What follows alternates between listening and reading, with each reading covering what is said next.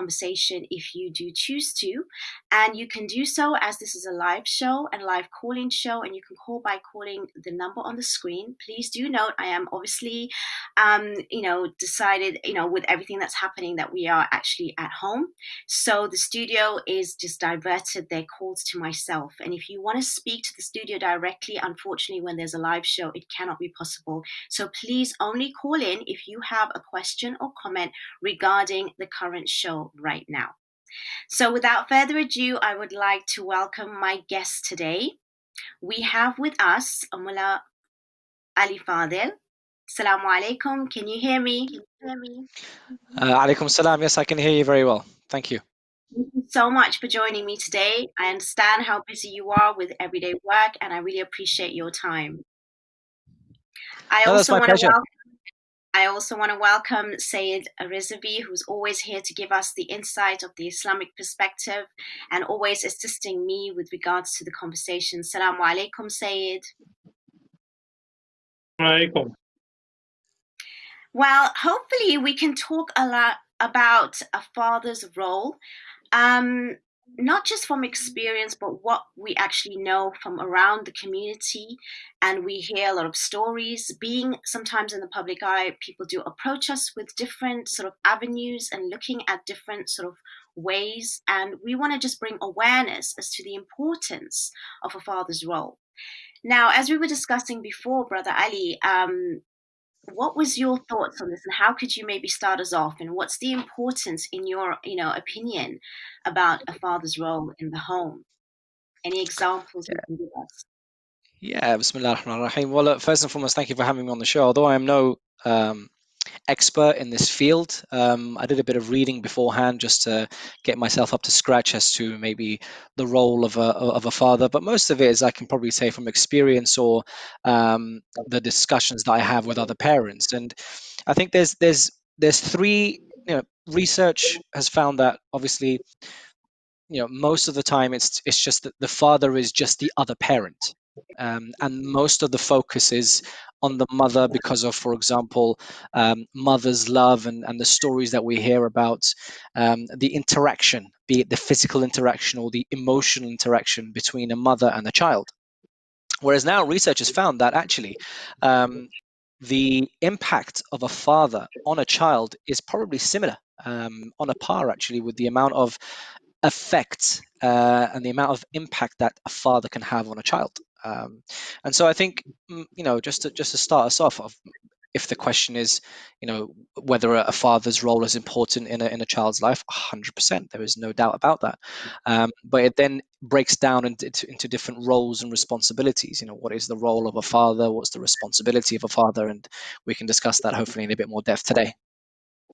No, I'm really happy that you actually introduced it in that way, because a lot of us actually do not encourage the role of a father as much as we should. And obviously in today's day and age, they do play a bigger part than they used to, whether it's society or cultural differences or the way in which we have evolved in society, that even in our communities, we know now that a father does take more of an importance with regards to, it's always been an important role in Islam, obviously, but I think the actual the role that they play within the household is much more, due to the fact that maybe two parents are working, and obviously with science development with regards, like you mentioned, the impact is quite similar, even though with a mother has her sort of input in one way, a father also has his input in another. So Syed, before we continue the conversation, what is our sort of like teachings that encourages and emphasizes a father's role, and to what extent is a father's role in the home especially important? Because there are a lot of absent fathers, even if they stay with their children, they're not necessarily taking part in that development, in that sort of like sharing in the responsibility of being a parent other than maybe just a provider. And again, I am generalizing. There are amazing fathers out there who do play the role, but I am picking on an instance where, there is a number of growing instances where fathers are not necessarily thinking that they should be involved as much, especially in rearing their children. So what are your thoughts on that, Syed?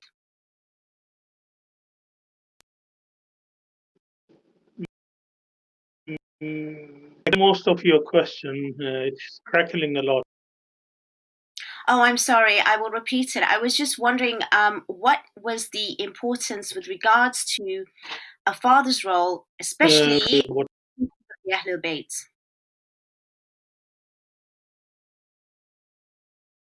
I apologize for the technical issues.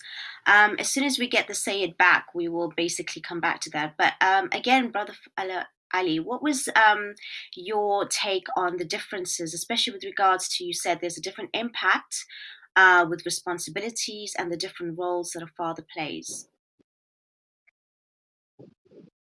If I can kind of not speak on behalf of the Sayyid, but just have a bit of input, maybe from an Islamic perspective as well, in the sense that, from an Islamic perspective, the father, as Imam as-Sajjad alayhi salam would very clearly mention, there is a right of the father over the child. At the same time, there is the right of the child over the father. And again, it's all about the equal responsibility and the equal impact of fathers and mothers on children. And so, there's a very famous narration from Imam al-Sadiq alayhi salam, which mentions that, teach your, or in a sense, have an effect on your children in three parts. The first 7 years of their life, just let them play. No discipline, no teachings. Just let them play, let them enjoy themselves. From the age of 7 to 14, I think allow them to become a friend. Actually, start to discipline them. So start the teachings, and then from the age of 14 to 21, be a friend to them, which is so pertinent and so relevant to this day and age. It's unbelievable, but it's a shame that it goes kind of unnoticed and mix and match. So people start to discipline the kids from the age of 3, and they want to be a friend to them, or even start to discipline their children from the age of 14 and onwards, where at that stage they're more or less set when it comes to their personality and the way they see the world. And for a parent to come and force their ideals or force their ideology onto the child, it becomes very problematic. And so the Imams have put it very, very simple: 7, 7, 7. That's how you're supposed to teach your children. I think Sayed is back on. Sayed, sorry, No, yeah, Yeah. so you're back on. I just want to say, okay, let's just keep it real. As much as we have a lot of the sayings and whatever it may be, unfortunately, in our households, it's always looked upon, especially in the cultural backgrounds that we come from, that it's the mother's responsibility, first and foremost, to actually, take care of the children and do more for the children. And the father is the provider and to keep the household afloat, especially financially. How true is that, and to what extent is that real? And how does our faith involve a father's role more than just them serving his family, just on a financial basis? Bismillah ar-Rahman ar-Rahim. Sorry for the technical problem. I couldn't hear the question before, and now I have reconnected. Alhamdulillah, the quality is better. As far as we as a human beings are concerned, Allah subhanahu wa ta'ala has created us. I have said this repeatedly many times on different occasions, that Allah subhanahu wa ta'ala has created us as social beings. And one of the requirements of a social being is to have a leader. And the smallest unit of society is the family, and family without leadership cannot be led properly. And according to the teachings and that God has given to us human beings, not only us human beings, every creature that we can imagine has the similar kind of role in the society. For example, the male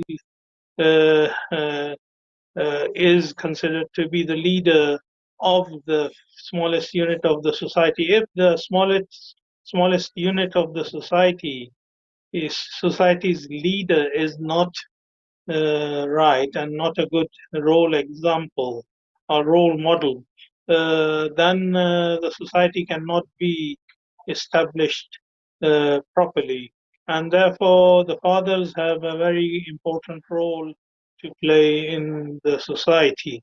Although in the modern society, we are noticing that there are families where the ladies have become the breadwinners of the society, and Islamic jurisprudence is also flexible in that case. For example, in Iran, recently there was a case that a lady who was the breadwinner of the society was killed by someone, and she was given the status of the breadwinner of the family, and therefore she was given the equal status father of the family.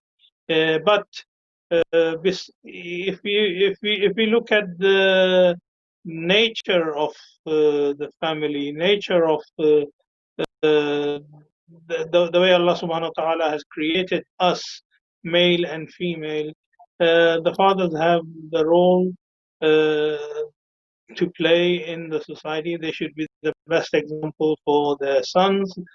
They should be the best examples for their daughters. And they should be the best example and leaders of their wife. And the wife would only listen to the role model of the society, role of the family, role model of the family, if the relationship are based on understanding each other. If they are not based properly, then it wouldn't work.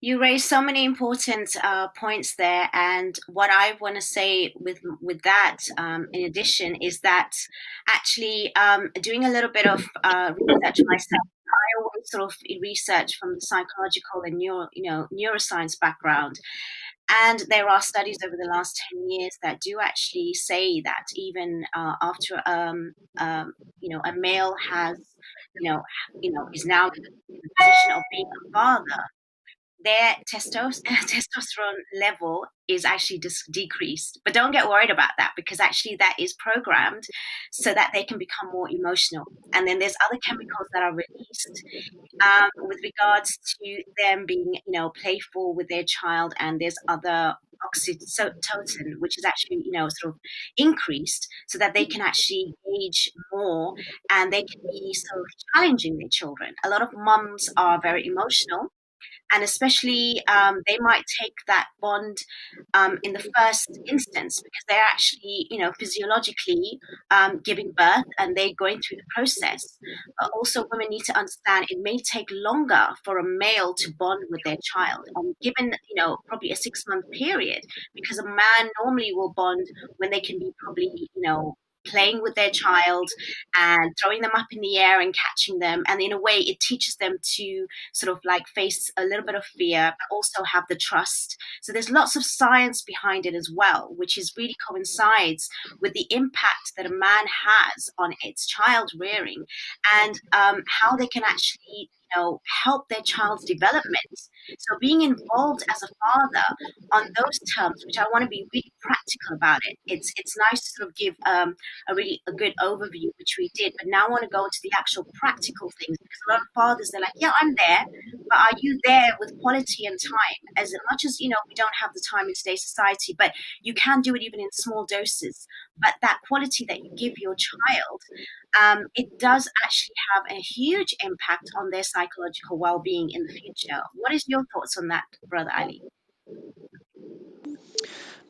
Yeah, absolutely, which ties in exactly to a bit of reading that I did beforehand. And I think the impact of a father on a child can be, I guess, segmented into 3 main areas: engagement. I think it was engagement. Sorry about that. Engagement, availability, and responsibility. So engagement, availability, and responsibility. So engagement, as you mentioned, is in for example, most of the fathers, and we appreciate that. Obviously, fathers go to work and they come back, and their mind is just, they just want to kind of just relax, but the kids are there, and so you're going to have to make the effort. I mean, you have children, so you're going to have to try and balance the time between work and kids. That's what children are there for. You have to engage with them. So the engagement isn't just I'm sitting on the phone and the kid is playing and me being there, as you mentioned. I am there, but are you really actually there? And so engagement comes in different forms, as you mentioned. So, for example, one of them is playing with your children and the scientific backing behind that. And I think one of the main things is with playing with your children is that they can experiment. I think I was reading a stat the other day that mentioned the child, the brain of the child, goes through 700 different connections on a daily basis. Now, if you just take a step back and think, number one, subhanallah, and number two, the amount of new experiences that this child is going through on a daily basis, you have to give them benefit of the doubt if they get a bit cranky or if they go into a bit of a fit or they want to cry or they want this and they want that. They just want to experiment. Right. So your role as a father in the engagement process is to provide them with that protection so that they can experiment with fear, they can experiment with different touch and sight and sound, and be able to identify what is good, what is bad, what is safe for them, what is not. So that's the engagement part. The second part, I think it was the responsibility, if I'm not mistaken, no, availability. And so the engagement ties within the availability and actually making time for their children. Now, this is where I guess the question mark comes around with different roles.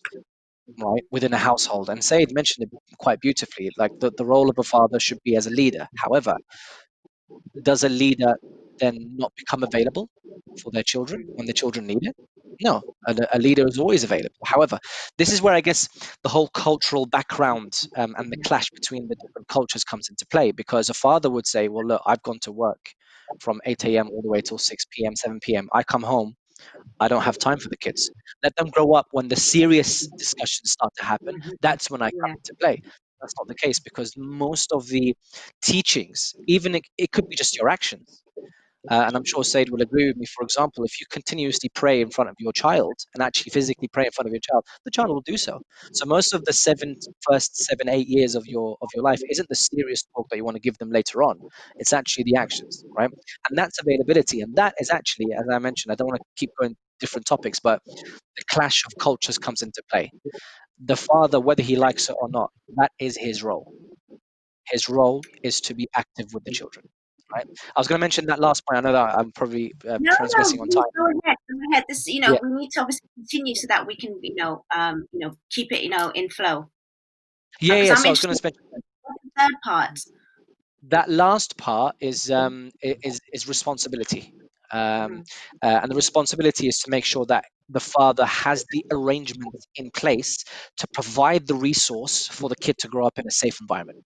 Okay, so that could also be action, so not becoming volatile, not becoming impatient, not becoming even violent. Providing a safe place for that kid to grow up, knowing that there is love and emotion and affection in the house, and that he can grow up knowing that he can ask certain questions, he can behave in a certain way, but knowing his parameters. So those are the three kind of main areas, maybe, of a role of a father, I think.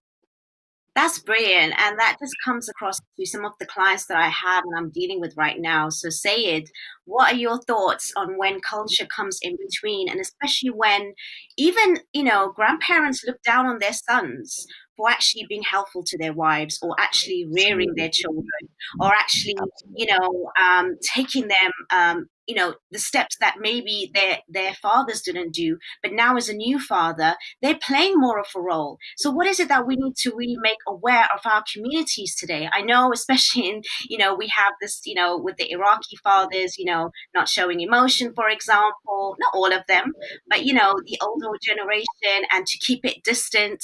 And even some Pakistani families, in order for them to be playing that role in the house and helping, along in the house is like as if it's demeaning, unfortunately. So, what is your take on that? Because I think we do have a conflict of interest when it comes to the culture and religion, when it comes to a father's role, which, if they even want to act in a particular way to take more part, they're actually seen less of a man sometimes in their household for doing so. Good question. I mean, there are most of the examples that we have in our society is Islamic. What Islam says is totally different to what we witness in the society, in Muslim society.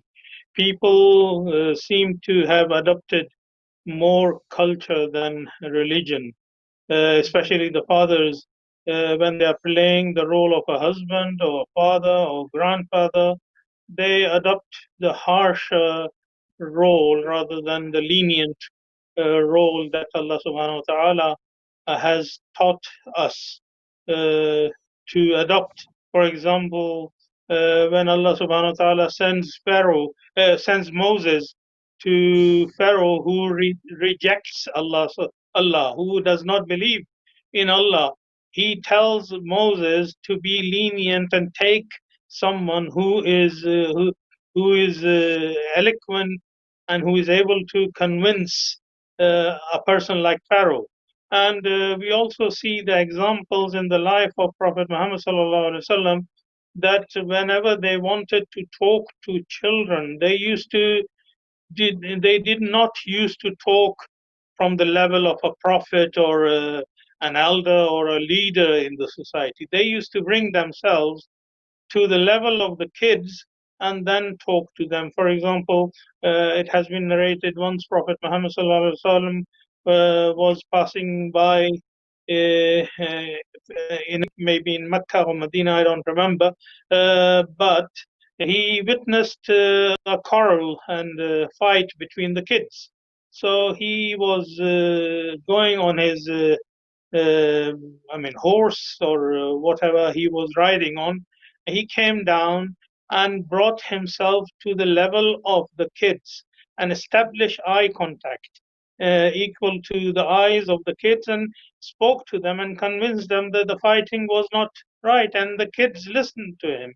And from cultural point of view, he should not have got off his horse, and he should have ordered people or kids and shouted at them, and the kids would have run away and did not have respect to Prophet Muhammad sallallahu alaihi wasallam. But Prophet Muhammad came down and sat down because the children were much shorter than him. He established eye contact with them. He talked to them. He convinced them, and this is how he managed to pass the message to them and guide them to the right path. So this is what we need to do as fathers in the society. Instead of standing up there as a giant and shouting at them, we should sit down, bring ourselves to the level of the child, and speak to them. Brilliant story, and I hope that a lot of us that are listening out there take that into consideration, especially if you have a mindset of being of the traditional way. But remember, Islamic tradition and stories, riwayats, are probably most likely something that we need to refer to. The other thing I want to talk about, Brother Ali, with regards to this is the psychological impact of children in their future. The way in which they look at women, the way in which they look at men, the way in which they treat each other in the future, it does have an impact with regards to your father's presence. A lot of research have shown that a daughter, if they have that sort of like sincerity and the attention from their fathers, that they will choose wisely in their own relationships in the future as well. And if they watch their fathers treat their mums in a particular way as well, then they feel that they also are of worth and value if that treatment was also of high value. And again, when it comes to sons, there's always a conflict up to a certain age where sons want to maybe probably fight with their fathers to probably gain that attention, or to prove their worth to a certain extent. So there could be conflict when they become teenagers as well. But if you actually have that bond and rapport and that connection from a younger age, then you can maybe overcome and overlook those, as people talk about those teenage years, which is troublesome. Well, actually it's not. It's only troublesome because you haven't actually taken the time and interest to understand that that child development in their head, and how much of an impact that you actually make to that future of that child, even if they're teenagers to even adulthood. So what are your thoughts on that? And, how important is it for you personally that, I know you do a lot of research and reading so that you have an impact, not just for when they're younger, but knowing that when they get older, there is something that's set for them and there's a foundation which is hopefully healthier. Yeah, I think to be honest with you, you've answered most of the question within that question. But I think the only thing I could say is, look, from looking at other families, I know of a family that there's a father figure, and he has five daughters, um, and each one of those daughters are so filled with love and compassion and feelings. Um, they were allowed their parameters were set from early, so they knew and respected those boundaries, and so the role of that father was just to provide love and fill that void that they have. Otherwise, I mean, I don't want to again generalize, but I think women in a general sense, they crave that attention, they crave that love and genuine affection from a manly figure, a man figure. It could be their father, or it could be their husband, right? If they don't get that at home, God forbid, they probably will search for that somewhere else, and that's why you see, for example, certain relationships that aren't really good for the young girl. Um, Likewise with the male, again, you hit the nail on the head, and I've seen circumstances where the child growing up, he's a young boy, child growing up, he was so obedient, again, knew respect and knew from the outside it looked like he was so obedient. But from the inside, he was only doing so because one, he was probably scared, or two, he didn't have that knowledge to know better and didn't read or didn't understand better. And so everything his father told him was yes, yes, sir, yes, sir, yes, sir, yes, sir, up until he reached an age of 14, 15, where testosterone came in and he sees different children and how they react with their parents. And so it became a stage where actually, no. And when he did the first no, the father was so shocked that, okay, now that this is the critical point, this is where, as you were saying, actually interacting and communicating with the child. I say child, I say young man now, a teenager, speaking with the teenager, then you can have an idea as to how he is thinking. What is it that makes him tick? What is it that makes him, motivates him? What is it that annoys him? Is it, for example, respect in front of the family? And that's what most of the teenagers really look for. They want respect. They want to be valued, as you mentioned. They want to test their bodies. They want to test their minds. They want to test everything. Um, and so that's where the misconception is. A lot of children come up to the age of about 10, 11, 12. Once they start to grow their own personality, they want that personality to be respected. But often is the case that the father is still on that old way of saying, you do this and you have to listen. Well, actually, no, Baba, I'm not going to do that anymore because I'm now of an age where I've got my own mind, or I've got my own personality. But there's a clash in cultures, and that's why very, very, again, very, very relatable. Imam Ali says, don't teach your children according to how you were taught, teach them according to their generation. And it's just so, again, so pertinent, so beautiful that not a lot of people actually really take that into consideration.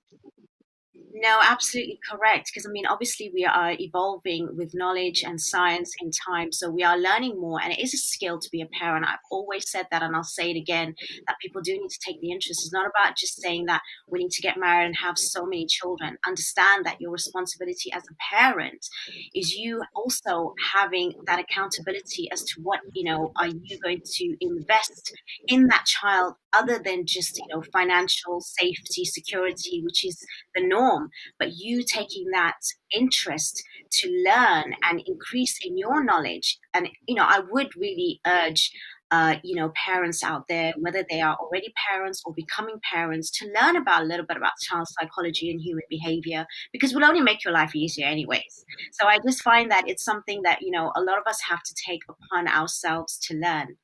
The other thing is having, influences. I mean, this is a big thing right now. Obviously, I'm going to tackle this on another show, but obviously, the main influences really should be from your home. And if you're worried about outside influences, it's also because that you haven't created that connection and bond within your own household amongst your family members, that you know that they're going to be listening further afar from yourself. And there may be moments of it, but if you create that sort of connection with your child, that even over the years when they question, they're going to obviously, because of the trust that's built over time, they most likely, even if they fall for a certain moment, they will realize that, you have their best interest. So to create that, sort of like way of being as a role model by being that influencer in your house. I mean, how important is that to us in today's society, Syed, for our fathers to be the real, not just leaders, but influencers in our households and the actual role models? Their actions are completely, really, really important and vital for the upbringing of their children, because children want to look up to somebody right now. Yeah, I mean, I wanted to point out one thing that there is no doubt that fathers are extremely important in the life of daughters, and mothers are extremely important in the life of sons. I have seen examples where the sons listen to mother more and the daughters listen to father more. So therefore, mother and father both have a very critical role in the life of their children. For example, father is the first male uh, person in the life of a daughter, and same thing, mother is the first female in the life of the son. So both are playing a very good role, they would be successful in bringing up their family properly. I remember an Ayatullah who is a teacher of mine. He used to say that what he learned from his mother, he remembers more than what he learned from his teacher. For when he used to go to the bathroom or toilet, he would always use his elbow to open and shut the door. He said, it's not written in the jurisprudence or books of the fiqh, but my mother used to do that. That has gone in my mind like a carving in the stone.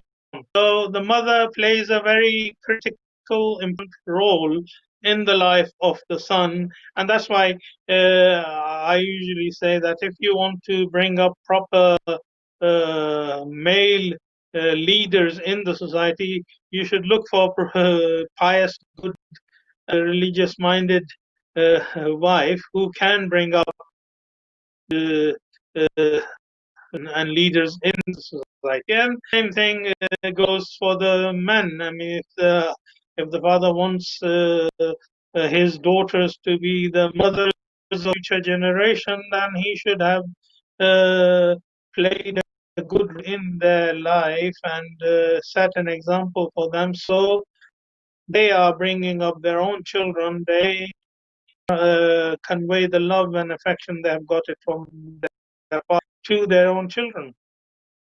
Excellent points, and that is also in coincide with the science and studies that are so far to say that, because we evolved differently as male and female, as mothers and fathers, in order to give that balance that we need for our children, whether it be male or female, so that they get the best sort of care from both sides. And I think parents also have to understand that they do have different important roles, but I do feel as well that we do dismiss the father a lot. That's why I kind of raised this issue. Unfortunately, we are coming to the end of the show very soon. Brother Ali, is there anything that you would like to sort of give some final takeaways before the end of the episode? Yeah, look, I think from experience, and again speaking to different parents around there, uh, there is absolutely no shame in really taking an active role in your son or daughter's life. It's not embarrassing, no matter what culture you're in, even if it seems to be embarrassing that you have you have an active role in your child. And is it really a bad thing that you're active in your child's upbringing? I mean, why why would that even be remotely embarrassing or remotely even a shame? And so I think I encourage everyone to break boundaries when it comes to the culture. And I think you mentioned something quite important, and when the different familial kind of interactions, for example, mothers-in-law and mothers, and like changing kids in front of your parents, and is that a shame? Well, no, I'm taking an active role in my son's life. I want to be able to teach him how to put on a jacket or take off his shoes. I don't want someone else to do that. I mean, why would I? And another thing is, even when it comes to, for example, the interactions between the mother and the father. Look, the mother, if in this modern day, mums usually go out to work, so she's gonna go work to provide for the family, and on top of that, you expect her to fulfill all the household roles, and you want to take a back seat because you've just been to work from 8 till 6. Again, it doesn't make sense, not Islamically, and not from a connection point of view as well. So break barriers. That's what I'm saying. Thank you so much. That's an amazing, ending. Thank you, Syed. Thank you, Brother Ali, for your insights and awareness. And I think it's really important that we take away from this only the good things. And fathers, you play an amazing role, and I'm sure all of you will continue to do so. And even if you're not living in that household, it is still really vital for you to take that active role, and it can be done whether you are not in the house as often or not at all because of separation or divorce, but your part is really, really vital. So inshallah, we see more fathers partaking, proudly in their children's roles, and building that unit regardless of circumstance, and it will only benefit the entire household, society, and community as a whole. Well, thank you so much for watching today, and I appreciate all your